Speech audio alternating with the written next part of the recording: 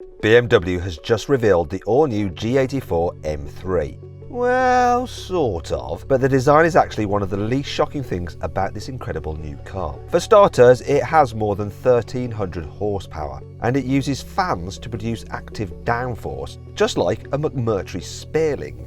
But that's not all. The head of BMW's M division has also confirmed that you'll be able to buy the new M3 with either a fully electric drivetrain, or if that doesn't float your boat, you'll still be able to get a good old-fashioned 3-litre twin-turbo straight-six petrol. And in this video, I'm going to tell you everything you need to know about these cars. I'm Matt Watson, and you're watching Carwow. This is Frank van Meel. He's the boss of BMW's M division, and he recently confirmed that the next M3 will get an internal combustion engine. Hurrah! And the option of a fully electric powertrain. This stems from BMW's decision to use two different platforms for the next 3 series. Electric versions will get a brand new Neue Klasse platform, as it's known to motoring journalists. But internal combustion engine versions, including the next 6-cylinder M3, will get an uprated version of the current car's CLAR chassis. That's CLAR chassis. Now, before we get into the crazy electric version with over 1300 horsepower, let's talk about the forthcoming M3 with an old-school petrol engine. Starting with its design, actually. You see, BMW hasn't revealed the car just yet, but I know it'll have the same silhouette as these M340i prototypes. They're dead easy to spot because they have upgraded brakes and quad exhausts. Underneath all that camouflage, the design is inspired by the Neue Klasse concept from a few years ago, and that looked like this. The new M3 will share many of these features, so it'll look completely different than the outgoing car, as shown in these exclusive Carwow images. The famous and very controversial bucktooth grills have gone. Instead, you get a set of super wide nostrils that completely surround the headlights, a bit like wraparound sunglasses. The new M3 will get wider wheel arches, more aggressive bumpers, and lower side skirts. But the most important upgrades come at the back. Check out these 4 massive tailpipes. There'll also be plenty of redesigned aerodynamic elements, including a huge diffuser and a tasty lip spoiler on the boot lid. But let's talk about what's going on underneath the bonnet. Unlike the 4-cylinder AMG C63 hybrid, the next BMW M3 isn't downsizing. The iconic 3-litre straight-six is getting a new lease of life, partly thanks to a U-turn from the European Commission. The EU was planning to introduce strict Euro 7 emissions rules in 2025, which had the potential to make large petrol engines extinct. Mercedes CEO Markus Schaffer said his brand would have to reduce the number of engine variants by about 50%, otherwise it might not meet the new targets. And BMW's CEO Oliver Zipse said the proposed start date was entirely unfeasible, and that some of the testing scenarios were totally unrealistic. Luckily for Oliver and BMW, the EU backed down. It rolled back the emissions rules, so they're basically the same as today's Euro 6 regulations, and it also pushed the start date back to 2026. So what does this mean? Well, it's too late for Mercedes to put a V8 in the AMG C63. However, BMW is already working to make the current M3's 3-litre straight-six, called the S58, compatible with the updated emissions targets. One of these modifications will be a hybrid system. But don't worry, I'm not talking about the heavy plug-in hybrid system for the M5. Dirk Acker, who's the head of development at BMW's M division, confirmed that the next M3 will use a 48-volt mild hybrid system, just like the facelifted M340i. This features a compact electric motor with around 11 horsepower to boost the engine at low revs, improve fuel economy, and therefore reduce emissions. It doesn't give you a huge power boost like the M5's 200 horsepower motor, but it's simpler, and it's cheaper, and it's a whole lot lighter. So how much power will the new straight-six M3 actually have? Well, the basic G80 has 480 horsepower as standard, which is about 50 horsepower more than its predecessor, the F80. However, competition versions, which are the entry-level models in the United Kingdom, come with 530 horsepower. Special edition cars such as the M3 CS and M4 CSL have 550 horsepower, and the ultra limited edition 3-litre CSL had 560 horsepower. So BMW could easily boost the S58 engine to produce somewhere between 550 and 600 horsepower for the next generation M3.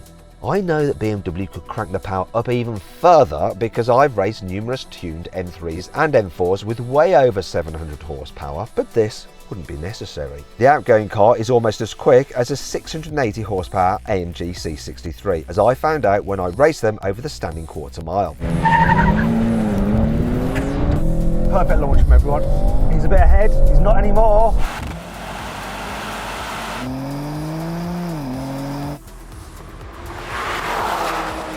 He's coming back, he's coming back.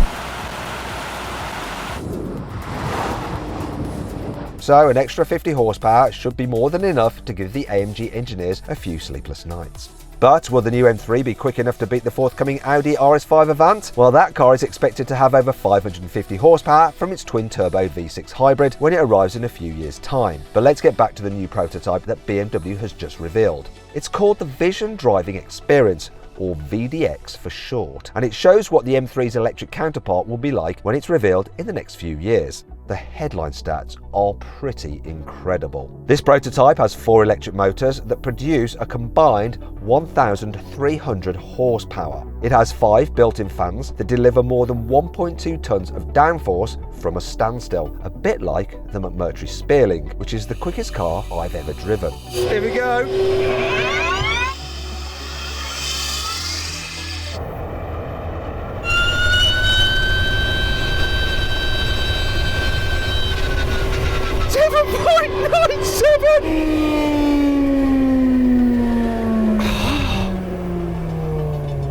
7.97, a sub-8. That tiny one-seater track car accelerates from 0 to 60 miles an hour in 1.4 seconds. This BMW concept isn't quite as quick.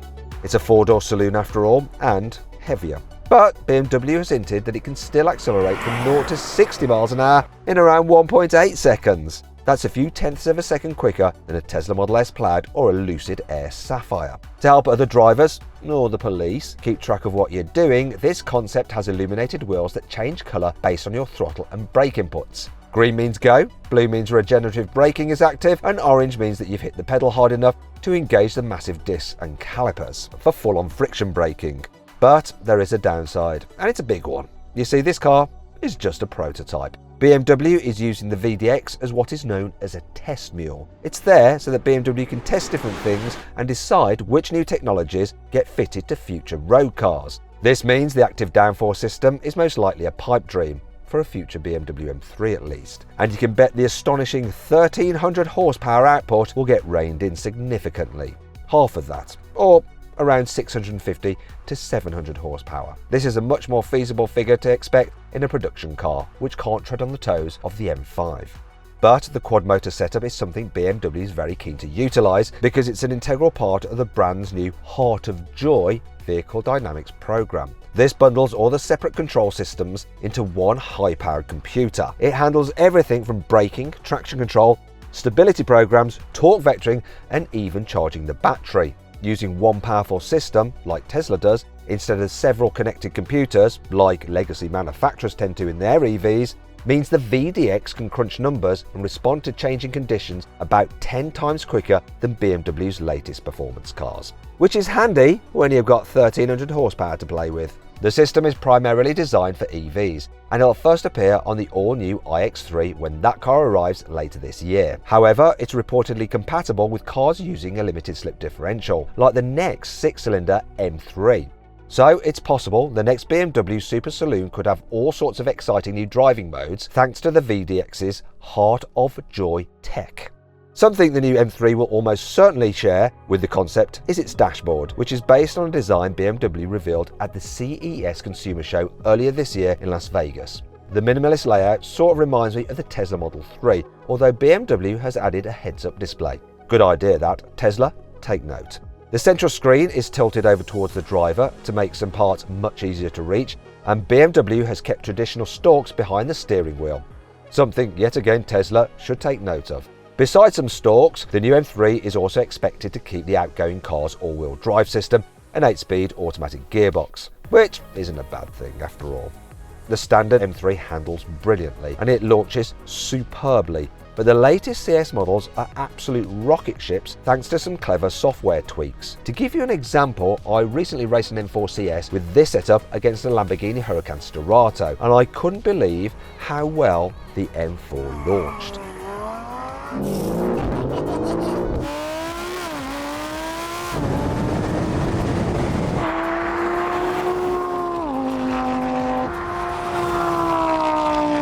I know BMW understates the performance figures of its cars, but the M4 CS did 0 to 60 miles an hour in less than 3 seconds. That's almost half a second quicker than BMW claims, which is ridiculous. Unfortunately, that CS model might be one of the last M4s ever, because rumours have been circulating for almost a year that BMW isn't planning to renew the 4 Series after this generation. That would mean no more M4.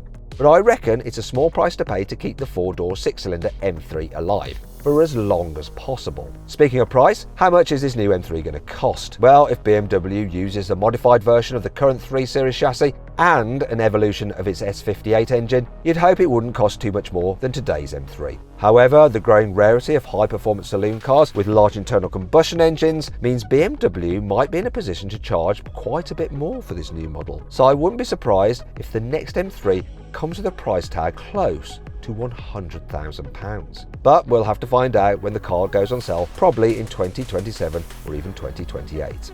However, that'll still be a lot cheaper than the forthcoming electric M3 version. While it won't have 1300 horsepower like the VDX Prototype, you can bet it'll still cost around the same as a Tesla Model S Plaid, so close to £120,000.